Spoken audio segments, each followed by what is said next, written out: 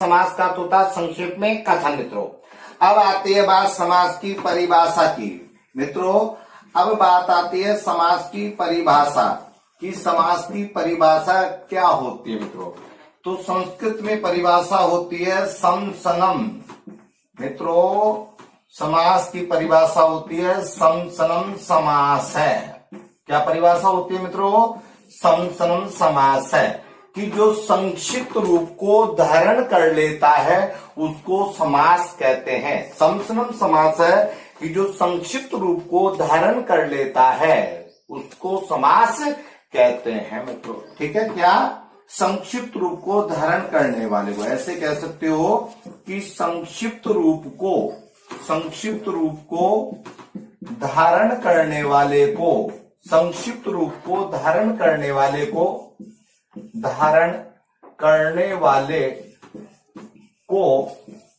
समास कहते हैं। संक्षिप्त रूप में आप ऐसे कह सकते हैं मित्रों कि संक्षिप्त रूप को धारण करने वाले को समास कहते हैं। मित्रों ठीक है, दूसरी परिभाषा है कि पारस्परिक। पहली परिभाषा आपकी हो गई। दूसरी परिभाषा है कि पारस्परिक संबंध रखने वाले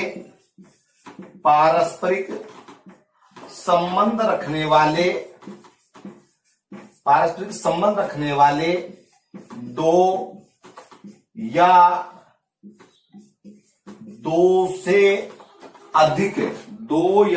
दो से अधिक पारस्परिक संबंध रखने वाले दो या दो से अधिक पदों के मेल को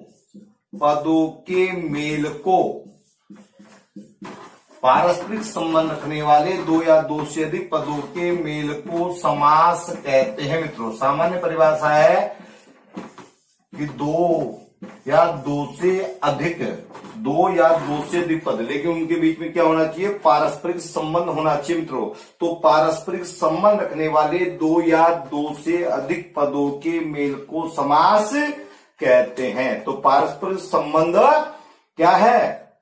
दो या दो से अधिक पदों के मेल को समास। इसका मतलब क्या हुआ कि समास में जिस प्रकार से संधि में दो वर्णों का मेल होता है उसी प्रकार से समास में दो या दो से अधिक पदों का मेल होता है, लेकिन उन दोनों पदों के बीच में क्या होना चाहिए मित्रों?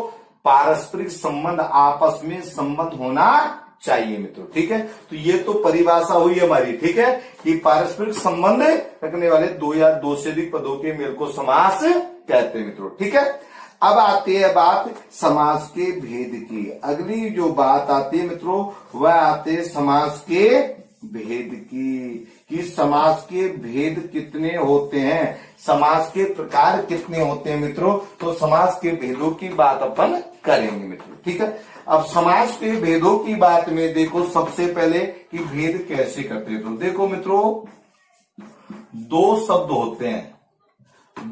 होते हैं मित्रों। एक को बोलते हैं अपन समस्त पद, एक को बोलते हैं समस्त पद। ठीक है मित्रों, या सामासिक पद। क्या बोलते हैं? समस्त पद या सामासिक पद। दोनों का मतलब एक ही होता है मित्रों। जो पूरा का पूरा शब्द होता है उसको बोलते हैं समस्त पद या सामासिक पद। मित्रों जैसे हमने लिया शब्द पीतांबर। क्या शब्द लिया हमने? मान लो पीतांबर पद ले लिया। ठीक है, पीतांबर में दो पद है मित्रों, एक तो पीत है और दूसरा क्या है? अंबर। पहला तो पीत है, दूसरा क्या है? अंबर। पहले वाले को बोलते हैं पूर्व पद। पहले वाले को क्या बोलते हैं मित्रों? पूर्व पद। और दूसरे वाले को बोलते हैं उत्तर पद। पहले वाले को क्या बोलते हैं मित्रों? पूर्व पद। और दूसरे वाले को क्या बोलते हैं मित्रों? उत्तर पद। ठीक है, तो जो समस्त पद होता है, ठीक है, समस्त पद या सामासिक पद क्या बोलते हैं? जिस पूरा का पूरा जो शब्द होता है उस पूरे के पूरे शब्द को बोलते हैं समस्त पद या सामासिक पद।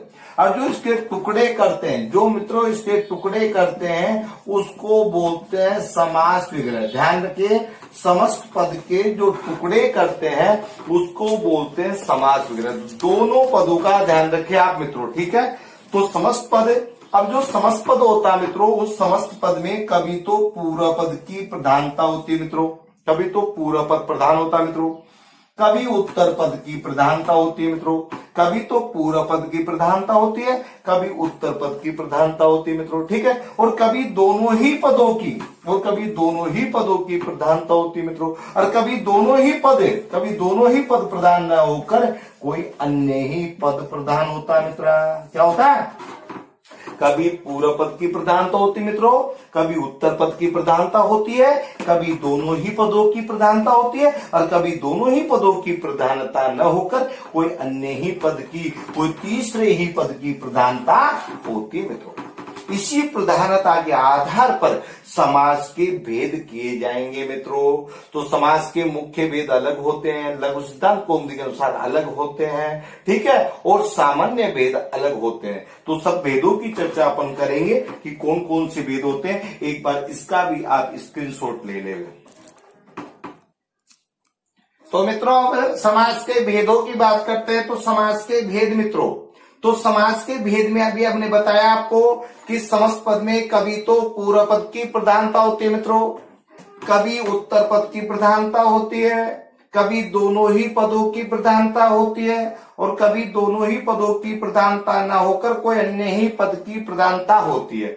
इसी प्रधानता के आधार पर समास को इस प्रकार बांटा जा सकता है। आपसे पूछे मुख्यतः कितने भेद होते हैं? 4। आपसे पूछे समास के सामान्यतः कितने भेद होते हैं? कितने भेद होते हैं?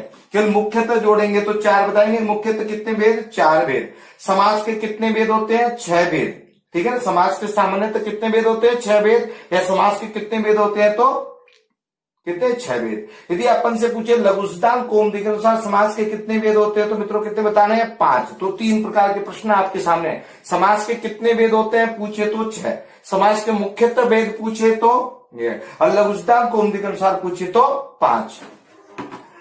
अब आता मुख्यतः 4 भेद कौन से होते हैं मित्रों? तो आपको पता है पूर्व पद प्रधान, उत्तर पद प्रधान, उभय पद यानी दोनों पद प्रधान और अन्य पद प्रधान। 4 ही पद प्रधान होते हैं ना अपने, तो चारों पद प्रधान के कारण इसका नाम अलग अलग रख दिया। तो देखो अव्ययभाव समास में पूर्व पद प्रधान होता है मित्रों, ठीक है। तो अपन को ये प्रश्न पूछ लिया जाता है कि अव्ययभाव समास में कौन सा पद प्रधान होता है, तो ध्यान रखिए अव्ययभाव, यहाँ पे प्रश्न बढ़ेगा अपना।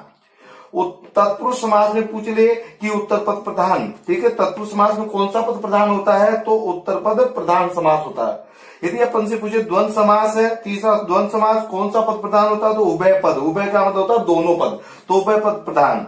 और बहुव्रीहि में कौन सा होता है? अन्य पद प्रधान। तो मुख्यतः 4 भेद है, अव्ययभाव, तत्पुरुष, द्वंद्व और बहुव्रीहि। लेकिन यहाँ पे ये वाले प्रश्न भी बनते हैं अपने, पूछे जाते हैं सभी में, ठीक है मित्रों। तो अव्ययभाव पूर्व पद प्रधान, तत्पुरुष उत्तर पद प्रधान, द्वंद्व उभय पद प्रधान और बहुव्रीहि अन्य पद प्रधान मित्रों। फिर आता सामान्यतः भेद 6। देखो जो 4 थे उसके 6 भेद हो गए, लेकिन कुछ विद्वानों ने जो तत्पुरुष समास है, इस तत्पुरुष समास के 2 भेद कर दिए कुछ विद्वानों ने। तो आपसे प्रश्न पूछ ले कि तत्पुरुष समास के 2 भेद कौन से हैं, तो आपको बताना कर्मधारय और द्विगु। ध्यान रखिए कौन से बताने? कर्मधारय और द्विगु मित्रों। तो सामान्यतः जो 6 भेद किए तो तत्पुरुष के 2 भेद कर दिए, कर्मधारय और द्विगु। तो पहला अव्ययभाव, दूसरा तत्पुरुष, अब तीसरा क्या किया? तीसरा कर्मधारय, चौथा द्विगु। तो तत्पुरुष समास के 2 भेद किए तो ये सामान्य में है। तो पहला अव्ययभाव, दूसरा तत्पुरुष, तीसरा कर्मधारय, चौथा द्विगु, पांचवा द्वंद्व और छठा बहुव्रीहि। तो तत्पुरुष समास के 2 भेद किए, कर्मधारय और द्विगु, तो दोनों यहाँ पे आ गए, ठीक है मित्रों। अब जो मुख्यतः 4 भेद होते हैं अपने, तो लघु सिद्धांत कौमुदी में 4 भेदों में एक भेद और जोड़ दिया मित्रों। कौन सा? लघु सिद्धांत कौमुदी के अनुसार 5 भेद। तो पहला तो कौन सा जोड़ा है? केवल समास, एक्स्ट्रा जोड़ दिया, ये वाला एक्स्ट्रा जोड़ा इन्होंने, बस ये वाला एक्स्ट्रा जोड़ा, बाकी 4 मुख्य है। तो देखो पहला केवल समास, दूसरा अव्ययभाव, तीसरा तत्पुरुष, चौथा द्वंद्व और पांचवा बहुव्रीहि। पढ़ेंगे पूरे के बारे में अपन। देखो केवल समास और 6 ये 7 समास के बारे में पढ़ेंगे अपन मित्रों, ठीक है ना। तो अपन पढ़ेंगे पूरे के पूरे ये जो लिखवा रहे हैं। तो समास के भेदों के बारे में कोई समस्या नहीं होनी चाहिए। तो मुख्यतः भेद पूछे तो 4, सामान्यतः या तो सामान्यतः समास के कितने भेद होते हैं, तो हमारे को बताना 6 भेद। और अपन को पूछेंगे लघु सिद्धांत कौमुदी के अनुसार कितने भेद होते हैं, तो 5 भेद।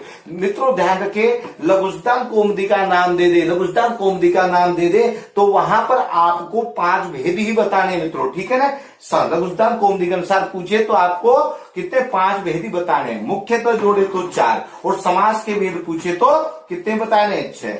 तो मित्रों समास के भेद के बारे में प्रश्न पूछा जाता है। समास के मुख्यतः भेद 4 बताने हैं। समास के कितने भेद होते हैं, सामान्यतः भेद कितने होते हैं, तो 6। लघु सिद्धांत कौमुदी के अनुसार पूछे तो 5 भेद होते हैं। लेकिन ये वाले प्रश्न पूछे जाते हैं पूर्व पद प्रधान समास, अव्ययभाव, उत्तर पद प्रधान, तत्पुरुष, उभय पद प्रधान, द्वंद्व और अन्य पद प्रधान बहुव्रीहि समास मित्रों। ठीक है ना, तो समास के भेदों की चर्चा हुई।